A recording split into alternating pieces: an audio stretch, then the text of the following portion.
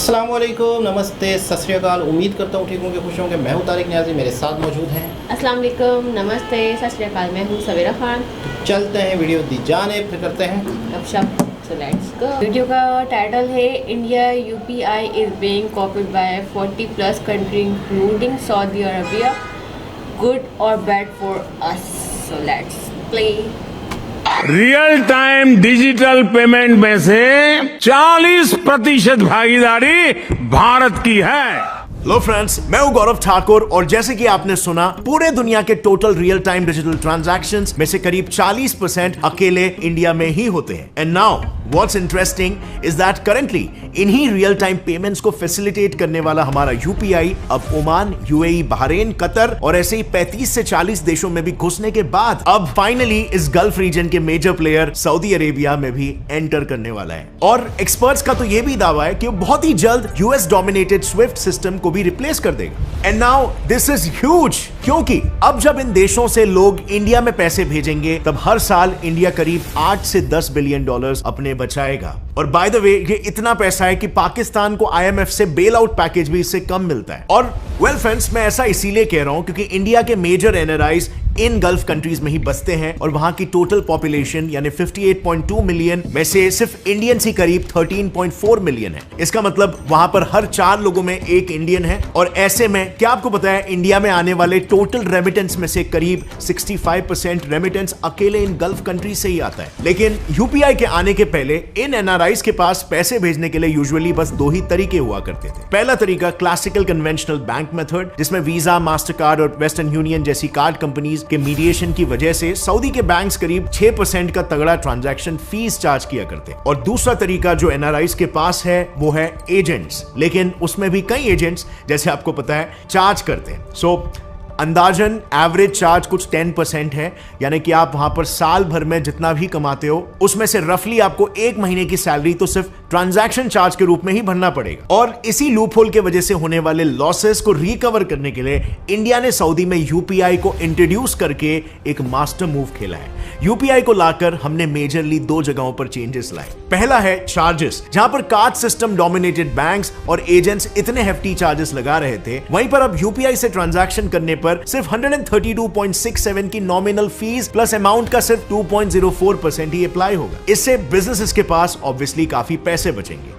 अब यहां पर दूसरा है टाइम। बैंक्स और एजेंट्स ज्यादा पैसे तो ले ही लेते थे, लेकिन उन्हें टाइम भी उतना ही ज्यादा लगता था, ऑलमोस्ट 1 दिन से ज्यादा का समय। बट अब यूपीआई आने से ये ट्रांजैक्शंस कुछ ही घंटों में पूरे भी हो जाएंगे। और तो और इन सारे फैसिलिटीज के साथ कैश लिमिट भी 2 लाख तक रखी गई है, यानी कि किसी भी इमरजेंसी में एनआरआईज अपने फैमिली या फ्रेंड्स को हेल्प भी कर पाएंगे। अब फ्रेंड्स देखो, यहां पर यूपीआई के थ्रू काम कैसे होता है ये समझना इंपॉर्टेंट है उसके बेनिफिट समझने के लिए। नंबर 1, सबसे पहले तो सेंडर क्यूआर स्कैन करके पैसे भेजता है। नंबर 2, जिसके बाद उस सेंडर का ऐप अपने पेमेंट सर्विस प्रोवाइडर के सर्वर पर सेंडर के क्रेडेंशियल्स को ऑथेंटिकेट करता है। इसके बाद नंबर 3, इस ट्रांजैक्शन डिटेल्स का कंफर्मेशन लेकर उस बैंक को कहता है कि सेंडर के अकाउंट से इतने इतने पैसे डिडक्ट कर दो। नंबर 4, फिर बैंक इस प्रोसेस को कंफर्मेशन उसी पीएसपी को वापस भेजती है। एंड नंबर 5, कंफर्मेशन आते ही वो पीएसपी रिसीवर के बैंक अकाउंट को वेरीफाई करके उसमें पैसे क्रेडिट या फिर ऐड करने के लिए कह देता है। और फिर उस बैंक से इस प्रोसेस की कंफर्मेशन आती है एंड देन फाइनली इस पूरे ट्रांजैक्शन का कंफर्मेशन रिसीवर और सेंडर के यूपीआई एनेबल्ड ऐप्स पर चले जाता है। एंड नाउ माइंड यू, ये सारा प्रोसेस बस कुछ ही सेकंड्स में हो जाता है, जो बाय द वे आप भी डेली बेसिस पर एक्सपीरियंस करते होगे अगर आप यूपीआई यूज करते हो तो। लेकिन इतना क्विक ट्रांजैक्शन करना ये अकेला रीजन नहीं है जिसके लिए लोग इसे प्रेफर करते हैं। सो फिडेलिटी नेशनल नाम की एक रेटिंग एजेंसी ने यूपीआई को ग्लोबल ट्रांजैक्शंस में फर्स्ट रैंक दिया है, क्योंकि यूपीआई से पैसे सेंड करना is as easy as sending a message. इसकी यूजेबिलिटी और यूजर फ्रेंडलीनेस इतनी ज्यादा है कि किसी को पैसे ट्रांसफर करने के लिए टेक्नोलॉजिकली एडवांस होना कोई जरूरी नहीं है। प्लस यूपीआई ने round the clock availability, speed of settlement and level of support receive from the regulator, इन सभी में 5 आउट ऑफ 5 स्कोर किया है। In comparison Chinese digital transaction interface का इन क्राइटेरिया में स्कोर सिर्फ 2 आउट ऑफ 5 रहा है। सो या डेफिनेटली ये स्कोर हमें काफी प्राउड तो फील करवाता है, बट इस स्कोर में एक दिक्कत है। इंडिया के बाद चाइना दूसरा सबसे हाईएस्ट नंबर ऑफ ट्रांजैक्शंस करने वाला देश है, लेकिन अनलाइक इंडिया यहाँ पर मास्टर कार्ड और वीजा जैसे यूएस बेस्ड कार्ड कंपनीज का पेनिट्रेशन चाइना ने रोक रखा है। इसी बीच यूएस बेस्ड फिडेलिटी नेशनल द्वारा चाइनीज पेमेंट सिस्टम्स का पुअर कस्टमर वैल्यू के नाम पर मार्क्स काटना थोड़ा सा सस्पिशियस है। And this makes me think कि जिस तरह यूपीआई अब ग्लोबली वीजा और मास्टर कार्ड की डुओपोली को चैलेंज करेगा, can UPI truly go global? क्योंकि देखो, ये मास्टर कार्ड, वीजा और वेस्टर्न यूनियन जैसे कार्ड कंपनीज बेसिकली क्या है? ये एक तरह के मीडिएटर्स ही तो है। बेसिकली पहले ऐसे होता था कि अगर दो बैंक्स के बीच कोई ट्रांजैक्शन करना होता था तो डोनर बैंक को रिसीवर बैंक के उस पर्टिकुलर कस्टमर के डिटेल्स लेने पड़ते थे। अब ये डिटेल्स अगर उस बैंक ने शेयर किए तो हो सकता है कि डोनर बैंक की मार्केटिंग टीम उस कस्टमर को अपनी ओर ल्योर कर ले, और बस फिर इसी ट्रस्ट इश्यूज के चलते क्रॉस बैंक ट्रांजैक्शंस काफी इश्यूज फेस किया करते। इसे टैकल करने के लिए फिर एस्टैब्लिश हुए वीजा और मास्टर कार्ड जैसे कार्ड कंपनीज। इन्होंने बैंक्स को कहा कि देखो, एक काम करते हैं, आप अपने डिटेल्स हमसे शेयर करो और हम वेरीफाई करेंगे कि किस बैंक के किस कस्टमर से पैसे लेने हैं और किस बैंक के किस कस्टमर को देने हैं। यानी सिंपली पुट, हम बीच में एक मिडिल मैन बनकर सारे ट्रांजैक्शंस की सेटलमेंट को वेरीफाई करेंगे। अब ऐसे में जैसे इंडियन गवर्नमेंट ने यूपीआई लॉन्च किया, it became a direct threat to their dominance. UPI की वजह से आज इंडिया ने डिजिटल ट्रांजैक्शंस में एक बहुत ही बड़ा जंप मार लिया है। लेकिन अब क्योंकि इन ट्रांजैक्शंस का ज्यादातर काम यूपीआई के थ्रू होता है, मास्टर कार्ड और वीजा यूपीआई के शुरुआती समय से ही उसका भारी विरोध कर रहे थे। जैसे कि मैंने पहले कहा, ये दोनों ही कंपनीज मोस्टली ग्लोबल लेवल पर ट्रांजैक्शंस का सेटलमेंट करते हैं। बट देन अप्रैल 2012 में इन कंपनीज द्वारा हुए ग्लोबल सिक्योरिटी डेटाबेस लीक में करीब 1 करोड़ अकाउंट्स के क्रेडिट कार्ड इंफॉर्मेशन लीक हो गए थे। और अभी करंटली भी रशिया यूक्रेन वॉर की वजह से यूएसए ने रशिया में अपने वीजा और मास्टर कार्ड सर्विसेज को पूरी तरीके से बंद करवा दिया। इसे हम क्या समझे कि इन कंपनीज को यूएसए वेपन्स की तरह इस्तेमाल करेगा और एनी टाइम दूसरे कंट्रीज की इन पर डिपेंडेंसी को अपने फेवर में लेवरेज कर सकता है। ये बिल्कुल ही क्लियर था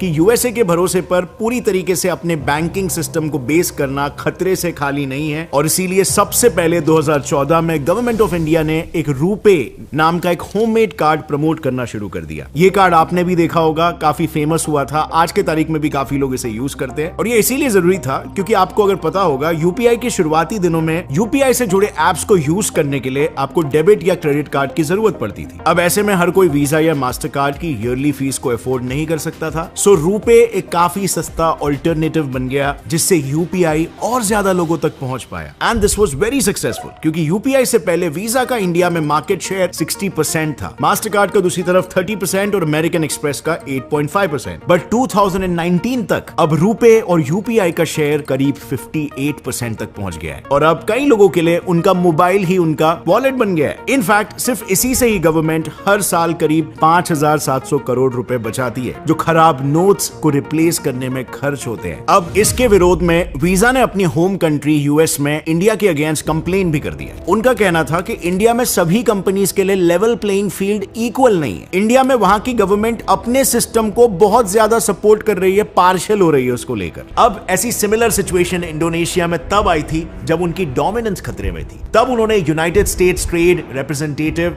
यानी कि यूएस की एनपीसीआई के इक्विवेलेंट को मेल्स लिखकर प्रेशराइज किया था कि वो इंडोनेशियन गवर्नमेंट्स को प्रेशराइज करे और वीजा और मास्टर कार्ड के लिए फेवरेबल कंडीशंस बनाए। बेसिकली यहां पर इंडोनेशियन गवर्नमेंट ये चाहती थी कि जितने भी फॉरेन पेमेंट सिस्टम्स है वो अपना डेटा लोकली ही स्टोर करें। लेकिन ऐसा करने के लिए वीजा और मास्टर कार्ड को इंडोनेशिया में और हेवी इन्वेस्टमेंट्स करने पड़ते हैं और इसीलिए उन्होंने यूएस की हेल्प से इंडोनेशियन गवर्नमेंट को प्रेशराइज किया, जिसकी वजह से वीजा और मास्टर कार्ड ने आज तक वहां कोई डेटा स्टोरेज फैसिलिटी ही नहीं बनाई। एंड नाउ फ्रेंड्स, जब एक कंट्री में यूएस के मास्टर कार्ड और वीजा को तकलीफ हुई तो उस कंट्री को इतना यूएस प्रेशर का सामना करना पड़ा, तो ऑब्वियसली यूपीआई जब ग्लोबली इन कंपनीज को चैलेंज करेगा तब यूएस चुप थोड़ी ना बैठने वाला है। इवन इंडिया को भी बिल्कुल हो सकता है यूएस के प्रेशर का सामना करना पड़ेगा और इसीलिए इंडिया को यहां पर थोड़ा एक्स्ट्रा प्रिपेयर्ड होना पड़ेगा।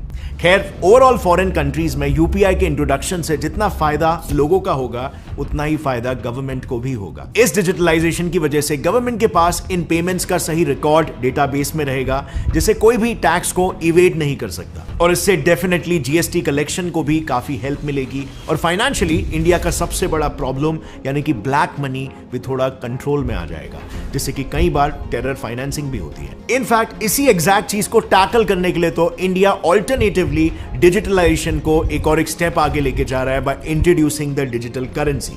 इससे इंडिया के अंदर रहने वाले सारे पैसे वाइट और लीगल होंगे और हर एक पैसे का प्रॉपर हिसाब होने की वजह से इंडिया की सही ग्रोथ का भी अंदाजा लगाया जा पाएगा। इस पूरे इशू पर आपको क्या लगता है friends? But as I said before, India को ग्लोबल एक्नॉलेजमेंट के साथ साथ ग्लोबल प्रेशर भी झेलना पड़ेगा। And do you think over here कि India is ready for that? Comment down below, क्योंकि इकोनॉमिक फ्रंट पर तो फिलहाल काफी सारे रैपिड मेजर्स लिए जा रहे हैं और फॉरेन पॉलिसी तो हमारी तगड़ी ही है। But friends, do you know another interesting fact over here, and this is a huge victory for India. अब हाल ही में एक न्यूज आई थी कि ग्लोबल ट्रेड में रुपी डॉलर को टेक ओवर कर रहा है, क्योंकि 18 नेशंस ने वर्ल्ड ट्रेड के लिए रुपीस को वोट किया है over dollar. And now this is very encouraging for India and Indian rupee. और इस पूरे मुद्दे को मैंने काफी डिटेल में इस वीडियो में यहां पर एक्सप्लेन किया है, जिसे आपको बिल्कुल चेकआउट करना चाहिए। अगर इस वीडियो से आपको कुछ भी नया सीखने मिला, एक लाइक जरूर ठोकना। मुझे इंस्टाग्राम पर फॉलो करना भी मत भूलना, गौरव जी ठाकुर आईडी है मेरा। And see you next time. As always, stay curious, keep learning, and keep growing. Jai Hind. Janaab, what do you know about UPI? Just cash. नहीं, मैंने ये पूछा है, आप UPI के बारे में जानती है? पहले वीडियो देखी थी आपने? हाँ, मतलब जैसे जस्ट कैश वैसा ही है। नहीं, बहुत फर्क है, बहुत ही फर्क है, बहुत अंतर है। इंटरनेशनल पेमेंट भी है, जैस कैश में नहीं है। ठीक है, अब तो काफ़ी कंट्रीज में ये चला गया है। और दूसरा ये है कि हमारे यहाँ पे जैस कैश इन चीज़ों पे इतना ट्रस्ट नहीं है शायद। जैसे हर दुकानदार के पास QR कोड नहीं है, दुकानदार QR कोड लगा लें, हमारे यहाँ नहीं। QR कोड से होता है जैस कैश? नहीं, MPI तो आपका अपना कोड होता है, जिससे आप QR कोड जैसे दुकानों पे लगा दिया होता है कि उसको स्कैन करके पेमेंट ट्रांसफ़र करते हो, बहुत नंबर पे करना। हाँ, लेकिन बहुत ही यूँ समझ लो कि जैस शायद कैश? शायद बहुत ही यूज़र फ्रेंडली है शायद। ठीक है, UPI 40 से प्लस ज़्यादा कंट्री ने अगर अडॉप्ट किया है या कर रहे हैं, और सऊदीया में जा रहा है, तो इंटरनेशनल लेवल पे पहले लोकली चलती थी, उसके बाद आहिस्ता आहिस्ता आहिस्ता पूरे इंटरनेशनल लेवल पे ही आया। सऊदीया या UAE में तो बहुत ही ज़्यादा इंडियंस है, कह रहे हैं कि हर 5वां बंदा इंडियन है, यानी हर चौथा 5वां बंदा इंडियन है। तो मतलब कितना रेवेन्यू आता होगा वहाँ पे जो काम करने वाले हैं, इंडिया कितना बेचते होंगे, तो उसकी कटौती कितनी ज़्यादा है, मतलब है कि आप बचा सकते हो। यानी कि दूसरे बैंक में काट लेते हैं, किसी और थ्रू करते हो, तो वेस्टर्न यूनियन है या दूसरे ज़रा हैं, तो UPI के ज़रिए से करेंगे तो वो पैसा मुल्क में ही आएगा। तो UPI के बारे में काफ़ी वीडियोस देखी है, जब बाहर के लोग और दूसरे अंग्रेज भी इस सिस्टम से हैरान रहते हैं। यानी जब वो यहाँ आते हैं और देखते हैं, पहले तो पता क्या समझते हैं, सपेरों का देश और ऐसे ही पता नहीं क्या इंडिया होगा। छोटा छोटा मोची के पास भी UPI है। हाँ, एक कई अभी जैसे वीडियो कर रहे हैं, तो इस वीडियो के नीचे भी कमेंट आएंगे, आप लोग बताते हैं अक्सर कि कई सालों से हमने नोट नहीं देखा। अब देखिए, जब नोट ही नहीं है, नोटों के बदले डिजिटल ट्रांसलेशन हो रही है, तो आप अंदाज़ा लगाएं कि कितना पोल्यूशन से भी निजात मिल रही है, कितना नोट नहीं छपता होगा, कितना नोट नहीं ज़ाया होगा। बताया तो उन्होंने कि इतने पैसों की, इतने करोड़ों की सेविंग है, नोट ना बनना, उनको रिपेयर करना। देखिए ना, तो मतलब बहुत सारी चीज़ों को मैं बहुत कुछ सीखने को मिलता है कि हर पॉइंट ऑफ व्यू से देखने का अंदाज है, हर पॉइंट ऑफ व्यू से इस चीज़ से कितने बेनिफिट्स हैं, फिर सेफ़ है। यानी कि सबसे मेन चीज़ होती है कि आवाम का ट्रस्ट है, सेफ़ है। और पता नहीं कहीं मिसालें समझ लीजिए UPI और जस्ट कैश एक जैसे। ये बहुत अलग चीज़ है, बहुत ही एडवांस चीज़ है। हाँ, लेकिन वो इंटरनेशनल भी है अब और कई कंट्रीज में भी है, लेकिन बहुत ज़्यादा वायरल हो गया है, बहुत ज़्यादा कॉमन हो गया है, हर बंदा यूज़ कर सकता है, हर बंदे के पास भी ट्रांसलेशन का सिस्टम है। और जिस वजह से बहुत ज़्यादा मतलब चलता जा रहा है। छोटी छोटी सी केबिन वाला 5 रुपये के, अब हम 5 रुपये 10 रुपये एक दूसरे को ट्रांसफ़र नहीं कर पा रहे, हम नहीं कर रहे हैं। जस्ट कैश तो हो जाता है, करते नहीं है। हाँ, लेकिन करते नहीं, हम यूज़ नहीं करते, हम नोट पे ही चल रहे हैं अभी तक। हाँ, मतलब करते नहीं है, कर नहीं सकते। लेकिन मतलब UPI जो है वो हर जगह मौजूद है और ईजी है बिल्कुल। बिल्कुल, आपने स्कैन करना, पेमेंट हो जानी है, और यहाँ तो नंबर देना, फिर नंबर गलत ना हो जाए, किसी और को तो चला जाए, ये वाला मसला होता है तो बहुत है ना। वो ईजी है, यूज़र, उन्होंने एक लफ्ज़ यूज़ किया मेरे दिमाग में बार बार मुझे अटक रहा है, यूज़र फ्रेंडली है, यानी कि ईजी है। कोई कह रहा है कि पहले वो वहाँ से पेमेंट जाती है, फिर वो बैंक यकीन दिलाता है कि हाँ भाई ठीक है, फिर दूसरे बैंक में आती है, फिर कन्फर्मेशन का आता है, मतलब वो आपस में कन्फर्मेशन चल रही है, चंद सेकंड के अंदर ये हो रहा है। मतलब हाँ, 1-2 दिन लगते थे, यहाँ पर कुछ सेकंड में ही आपकी पेमेंट आप तक पहुँचने की बहुत बड़ी बात है। हाँ ना, अगर किसी को अर्जेंट पेमेंट चाहिए, कोई हॉस्पिटल में कोई इमरजेंसी हो जाए, इस चक्कर में तो फिर इंसान मर ही जाएगा।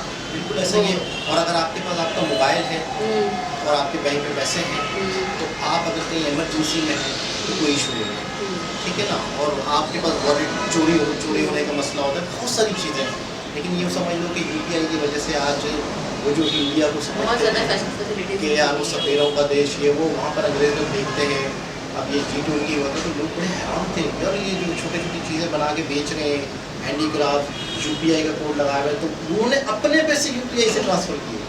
वो हैरान हो गए कि यार हमारे अकाउंट में पैसे पड़े, हम यूपीआई से ट्रांसफ़र करेंगे। मतलब शॉक हो गए अंग्रेज भी, मतलब बिल्कुल ऐसा ही है इतनी जदीद कि टेक्नोलॉजी। वरना सब चीज़ें तो made in China, made in China, made in China, हर चीज़ चाइना हर बनाती चीज़ चाइना, है। यूपीआई। अच्छा मतलब ये भी अपने आप में 60% है, 40%, 40%। 40% दुनिया की डिजिटल ट्रांजैक्शन इंडिया करता है। तो इससे बड़ा प्रूफ, इससे बड़ा सबूत कोई नहीं हो सकता है कि इंडिया में एजुकेशन या आईटी या इंटरनेट, मतलब इस तरह स्मार्टनेस लोग हैं, स्मार्ट, बिल्कुल इसमें कोई शक नहीं। तो कई लोगों के कमेंट आते हैं, मैं हैरान होता हूँ कि हमने नोट देखा ही नहीं है, कई साल हो गए, और 2 रुपए का भी नोट है नहीं देखा ही नहीं है, बोला हमने। मतलब जाहिर सी बात है, जब इतनी फैसिलिटीज दी गई तो अरे नोट हाँ, देखना एक वीडियो याद आ गई, मैंने कहा कहीं किसी वीडियो में जिक्र करूँगा, किसी वीडियो में जिक्र करूँगा, लेकिन अब वीडियो इतनी जुड़ के सामने आई है, अब तो करना ही पड़ेगा। वो दूल्हा दुल्हन की शादी हो रही है, तो एक बंदे ने अपने मोबाइल से वीडियो किया, वो ढोल वाले के पास QR कोड लगा हुआ, उसको पड़ी हुई है मोबाइल में, अगर याद रहा तो मैं लगा दूंगा। मोबाइल को यूँ किया, मोबाइल से और 50 रुपये लिखे, हाँ, और ढोल वाले के पास लगा था, ढोल वाले रस्सी यूँ की, वो यूपीआई के थ्रू चलेगा। वाह भाई वाह, यकीन करें बस। वायरल पाकिस्तान के व्हाट्सएप ग्रुपों में। खैर वायरल दोबारा किसी और पाकिस्तान में तो ऐसे नोट उठाते हैं, वो ढोल वाले तो कम उठाते हैं, बोला बच्चे उठा लेते इसके हैं। नीचे लिखा हुआ था, अब ये देखना रह गया था। हाँ, ये देखते खैर बार बहुत अच्छा लगा था, हैरान हो गए। दोबारा किसी और के हिसाब से मुलाकात होगी, जब तक के लिए ख्याल रखें, अल्लाह हाफ़िज़।